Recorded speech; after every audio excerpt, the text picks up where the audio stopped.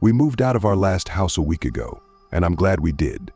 It was definitely not safe there, especially for a man like me who has a young family to take care of.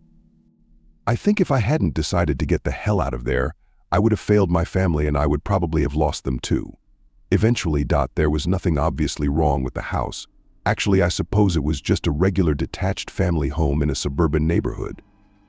I think the first thing that struck me as off about it is the fact that all the houses on that street had been built sometime in the 1980s.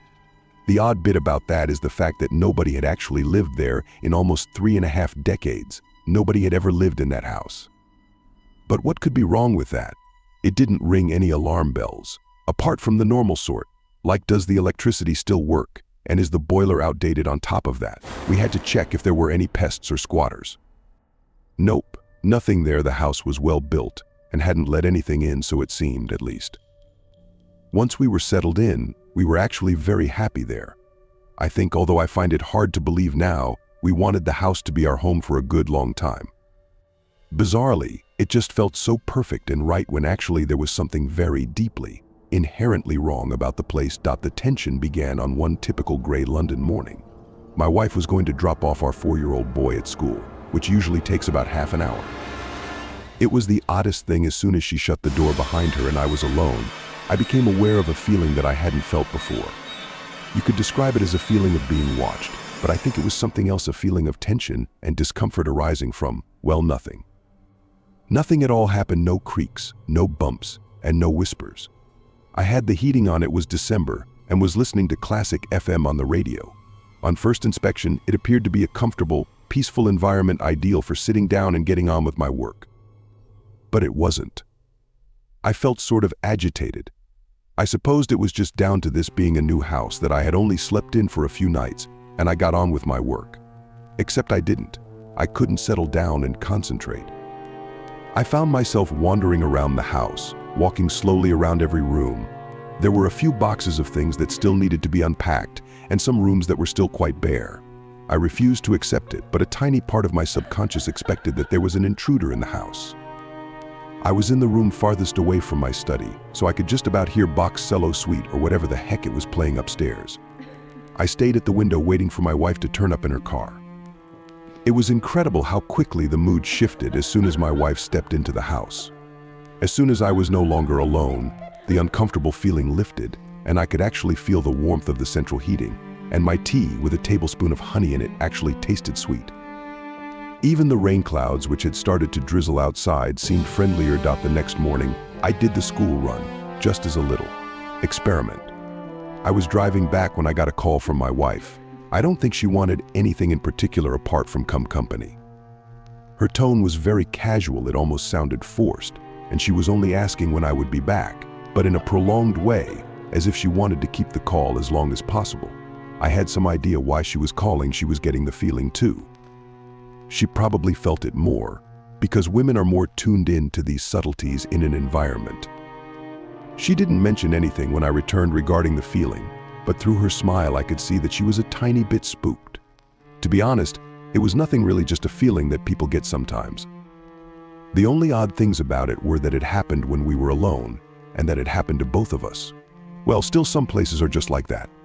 A house that hasn't been lived in for decades might take time to warm to its new owners, I guess. The next day, while my wife was out getting the groceries, I made a little discovery. The strange feeling grew more intense in certain parts of the house. In the upstairs bathroom, it was particularly strong, and there was a corridor that connected the dining room and living room where it was also quite noticeable. The thing about these places is that they were the only parts of the house with mirrors in them. With time, I came to hate those parts of the house and those mirrors. Nothing new happened for about a week. I just avoided being in the house by myself, and I noticed my wife did the same, although we never discussed the fact that we felt uncomfortable being alone. It was a new house. We didn't want to spoil our first days there with negativity. But a certain negativity hung about the place nevertheless. It was not obvious, it was not intense, but it was always there. It felt somewhat hostile, as if we were sharing the home with something that didn't like us being around. I read up online while my wife wasn't looking that some places just have what they call negative energy. Apparently, this is the result of many things such as poor lighting, bad feng shui, and bad things that have happened in the past in the place. Ironically, we installed brand new high-power light bulbs. My wife had a whole book on keeping good feng shui. And as for the whole bad things happening in the past thing, nobody had ever lived in the house before. I mean, how could anything bad have happened there if nobody had lived there before? At least our little boy didn't seem affected. He was playing just as happily as ever with his toys. A work overload had preoccupied me and his mother lately, so we didn't spend as much time with him as usual. He didn't seem to mind. He even managed to invent an imaginary friend to play with. There was this one night, however, when I came home from work late to find my son in bed and my wife waiting for me in the living room. As soon as I came through the front door, I was greeted with a thick, heavy presence. It gave me a bad feeling immediately. I knew at once that something was not right. And yet, everything seemed fine. We ate dinner in front of the television, washed up, and then got ready for bed. We both joined our son upstairs to sleep, and soon enough we had both dozed off, except I was suddenly disturbed from my sleep. It was nothing unnatural, in fact. It was the very call of nature that woke me up. I needed to use the loo. I got up and put on my slippers and nightgown. It was absolutely freezing, being a winter's night. But when I stepped into the bathroom, I was shocked by how cold it was. It was not safe, how chilly it was in there. I looked at myself in the mirror for a bit, then sat on the toilet seat to do my business. That mirror was giving me a bad feeling. I kept imagining that I could see something moving around in the mirror, and yet there was nobody else in the room but me, not even a fly or a bug. It happened at least 3 times, then I got up, washed my hands, and just stared into the mirror for a while just to make sure. It eventually made me uneasy, so I hurried back to bed and actually found myself hiding my face with the duvet. I think I saw something moving in the mirror again the next night, and the next. I think I even saw a face in the downstairs hallway mirror as I walked past, for a split second. Of course, I knew it was only my imagination. Definitely just a side effect of all the negative energy in the place. It was getting more irritating than frightening, so I decided to ring up one of those priests, those spiritual sorts, who know how to brighten up places with negative energy in them. She turned up while our son was at school, a frail old Japanese woman who must have been 80 years old at least. Her son dropped her off since she was very weak and unable to walk the distance. Anyway, she came in smiling faintly and telling us in broken English that she would just take a walk around the house to get used to it. I and my wife sat quietly in the living room personally. I don't think she was all too happy about the house being checked out by what she referred to as an exorcist. I showed her the web pages about clearing negative energy, and she agreed with a sigh. After all, it was good feng shui to have your house cleared. The spiritual woman came downstairs after about 10 minutes. In spite of how bony and old she was, she made the place feel very secure and comfortable. I almost wanted her to stay with us so that we could be assured that we would have no negative energy. But something happened that made us wonder if it really was negative energies making our house the way it was. Anyway, she came into the living room and told us that she had burnt incense in some of the rooms and that she was going to go over the rooms again just to clear out any remaining negativity. But then she suddenly went stiff, and her quivering smile became a screwed-up scowl and her watery eyes hardened. We thought she was having a stroke and reached for the telephone to call an ambulance. Turns out she was fine. She told us not to touch anything or move. We listened and watched, dumbfounded, as she rushed to the wall with impressive speed and pressed her ear against it. She whispered some words which we couldn't hear, and she seemed to be receiving a reply as her expression changed and contorted.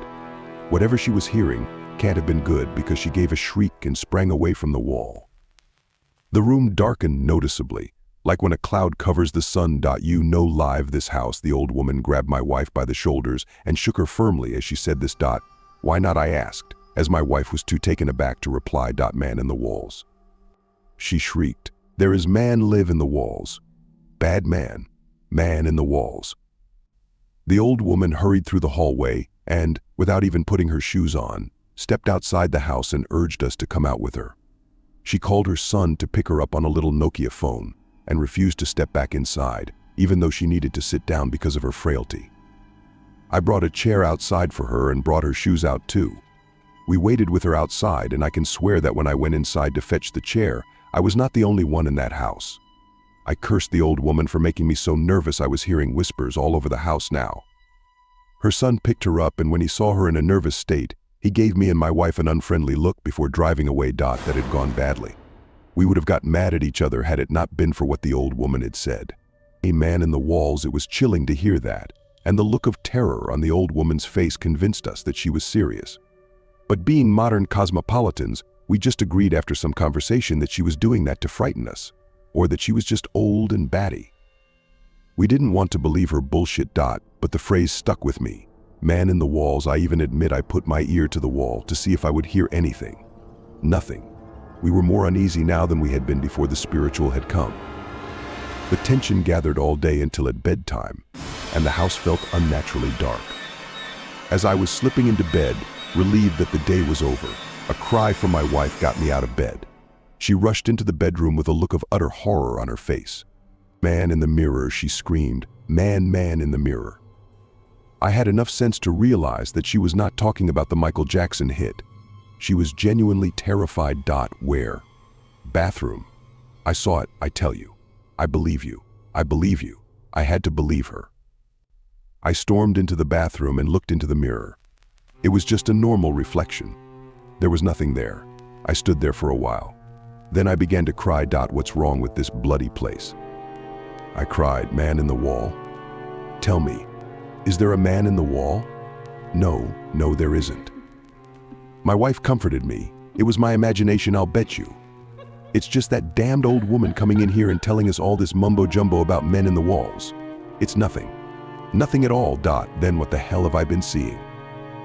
This place, it feels wrong. Just wrong. Oh, nothing. Don't worry. There's nothing here there can't be. Let's just get some sleep. That's what you need, sleep. I was too tired to carry on with this. I forced myself to believe that there was nothing funny going on. I didn't convince myself. We went to bed, and I was about to turn out the light when my wife told me something that made me shudder.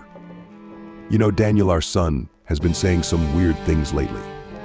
She said. Like what? Well, it might just be coincidence, but what that old woman said about a man in the walls, it seems to fit with something that Daniel has been talking about. Oh, really? Do you know anything about his imaginary friend? I chuckled. Well, I know that Daniel spends an awful lot of time with it. What does he call it again? Wallman. Oh yeah. Oh, I realized just then the creepy connection. Wallman. Daniel's been saying things about his friend. He told me the other day that he's got a round face with black eyes and a big smile, and he's really thin so that he can fit in the wall. I found it cute at the time, but now I don't know. I got the biggest chill I had got in a long time. Well, there's more. We were in the park, just me and him. Nobody else was there. I asked him if he wanted to invite Wallman for a picnic. He said he couldn't. He told me that Wallman is only in our house and never leaves. That one made me laugh a bit when he told it to me. But then he gave me this serious, worried look and said, "Don't laugh, Mummy. Wallman doesn't like you and Daddy. He hates you. He says he only likes me." I shuddered and took a deep breath. The air suddenly felt colder and more hostile. You know. I said to my wife after a period of silence, "I really do think we should move out. I don't know if it's just a bad feeling I get about this place, or if maybe that old Japanese woman was right.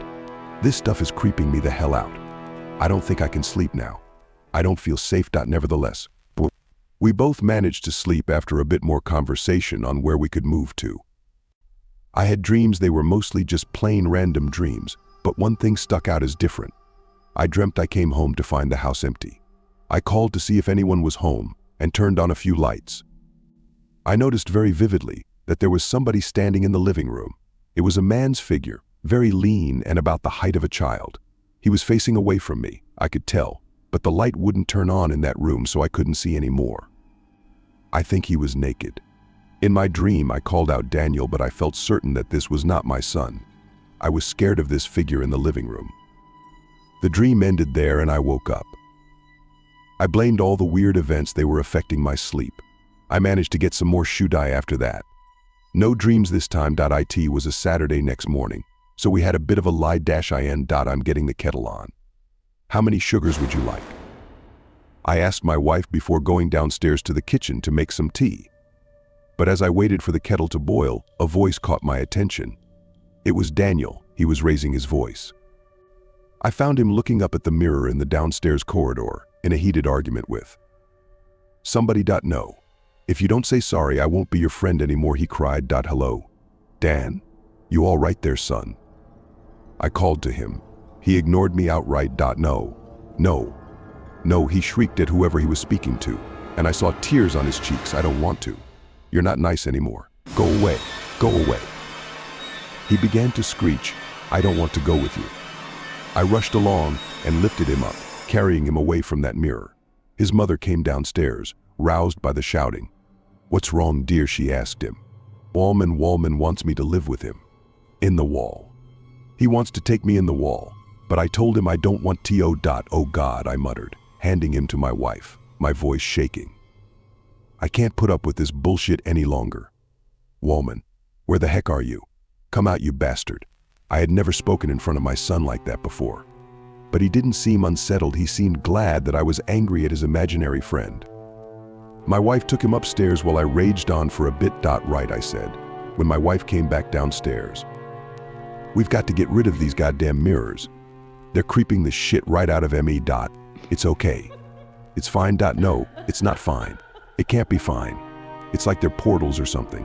Like there's evil coming straight out of them or some crazy shit like that. Okay, we need to stay calm. She assured me, let's just get breakfast sorted, and we'll see how things go. We had breakfast in silence, and after a while, it all seemed okay. And then something happened that was amazing. Nothing at all. There wasn't even a weird feeling of anxiety anymore.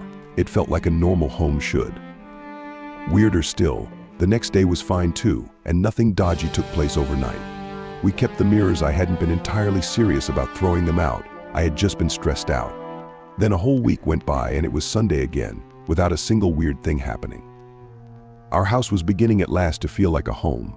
We had less work, so we spent more time with Daniel, and he seemed to forget about his imaginary friend, which was actually a relief to us. That imaginary friend had seemed like something else. It seemed wrong. To be coming from the imagination of a 4-year-old. We thought everything was going to be fine. But then something made us think twice. Yellow mold had started to grow in circular patches around the house. The patches were about the size of footballs, and they gave off a rotten smell. We decided to leave it be for a while, but the patches turned up suddenly in more places, and they were too ugly and stinky to stay. We called in a man to investigate and sort out the mold problem, and while he worked, the three of us paid a visit to my parents-in-law. We got a call from the man dealing with the mold at about 8 o'clock in the evening. He sounded troubled, and he told us to come home quickly. We were very agitated throughout the car journey, and when we saw policemen standing around our home, my wife looked as though she would cry. A tall, fat policeman stopped us in our tracks as we made our way towards the front door. Stop right there, sir. He said, I highly doubt that you and especially your wife will want to see what's been found in your home. You ain't suspected, don't be afraid. But I tell you, mate, it's ghastly. He took off his hat and breathed out with disgust. Mummy, Daddy, what's happening? Daniel kept asking, but we just led him back to the car. I went back to the policeman and the inspector came and told me I could come in. I went in to find that where the patches of mold had been, there were holes in the wall. Men in uniform and masks were carrying small objects in plastic bags out of the house. The mold specialist was sitting down with a cup of coffee on the sofa, his head in one hand. He seemed deeply troubled. I looked at him for a while and thought it might be better not to ask him what had happened, but I didn't need to. You ain't seen what you've had in your walls yet, he asked me, his eyes bloodshot. I ain't ever done a job like this one. Bloody shocking. What was in my walls? I asked, my voice shaking. Tell me please, I can't bear it anymore. Can't tell you myself, mate. Bloody shocking. Suddenly the world around me became a blur and I collapsed on the ground. I came to at my parents-in-law house again. Had that all been a dream? No, it was now 2 in the morning. My son and my wife were upstairs. They told me. An inspector was waiting to speak to me. What happened, Inspector? What was there in my house? I asked, as patiently as I could. Now, don't take this the wrong way, sir. We're not accusing you of anything. The things we found date back at least a decade, judging by the state there in. What did you find? Then I was told, once I had promised to remain calm, that behind each of the 16 patches of mold, the bones of a small child had been found curled up inside the walls. The children were all between the ages of 2 and 5 and were recognized as children that had gone missing in the area over the past 30 or so years. Now, hearing that shook me about as much as it would shake anybody in my position. There was something else in the walls of that house, something evil, and had things happened differently, it might have taken my son into the wall, like all those other children. I and my wife still haven't gotten over our experiences in that house, although our son seems to be indifferent to the whole thing. He never got told about the children in the walls, and hopefully he'll never ask so we won't have to tell him. He never mentions his imaginary friend Wallman, and he seems happy enough in our new home, as do all of us. I don't want to tempt fate or anything, but our new place seems just right, nothing weird going on here. But one thing bugs me, and I don't think it'll ever stop bugging me as long as I live. I still don't know what the heck it was in our house. I refer to it as Wallman because the name makes it seem less frightening, but I can't get over the fact that I have actually had contact with a paranormal entity. I'm guessing it's still there in that building. Fat chance anybody wants to buy that house now, after the discovery made the local headlines. There's one more thing. A few days after he made his dreadful discovery, the mold specialist arranged to meet me at my workplace. He seemed deeply disturbed and told me that he had something dead strange to show me. It was a picture he had taken on his mobile phone on the day he had been at our house. It was a picture of the mirror in the corridor. Although the quality was a little grainy, a face could be seen very clearly in the mirror. It just popped up at the bottom corner of the mirror, a white face with a wide, thin-lipped mouth and large black eyes. It had very clean, neat teeth. It didn't appear to have a nose or any hair, but perhaps it was just because of the quality of the image. It was grinning broadly, and its eyes were wide open. The picture was taken from an angle so that the photographer could not be seen, only the face and the rest of the room. But what scared me most about the face was the fact that it was there. It was actually their real photographic evidence of something paranormal that had been in our home all that time. Saw the bastard in the mirror, and I didn't know what the bloody heck it was, so I snapped a shot and ran out the bloody house, the man explained to me. He seemed shaken. Now, I'm not sure why he showed that to me. Perhaps he was frightened and just wanted to get it off his chest. Perhaps it was just fascinating or incredible to him. I don't care, really, because now that I've seen that photographic evidence, I won't stop thinking about it. I never truly actually believed in the paranormal until then. But now, I'm open-minded. I say my prayers before going to bed every night. I've started being superstitious and avoiding creepy places and walking under ladders and everything. I only have one mirror in my house now, in the bathroom, and I avoid it like the plague. Not to mention that I practice methods designed to keep my home free of negative energies. My wife likes that. After all, it is good feng shui. And sometimes, only sometimes, when I am alone at home and it is quiet, I press my ear to the wall and listen carefully. Then I look into my mirror for a while, just to make sure there isn't anything else in there. Perhaps you should give it a go too. After all, some houses are strange and some houses have been there for a very long time. With enough time, I think things come into existence in empty places that shouldn't be allowed to exist. You may find that those walls that protect you from the elements every day are in fact home to something that you might need protection from. And as for mirrors, I guess they are like doors into the wall. They show you not only what's behind you, but what's behind them. Trust me, if you see any strange faces in the mirror, there's a possibility there could be something in your walls. Afraid? My advice, just brush your teeth quickly.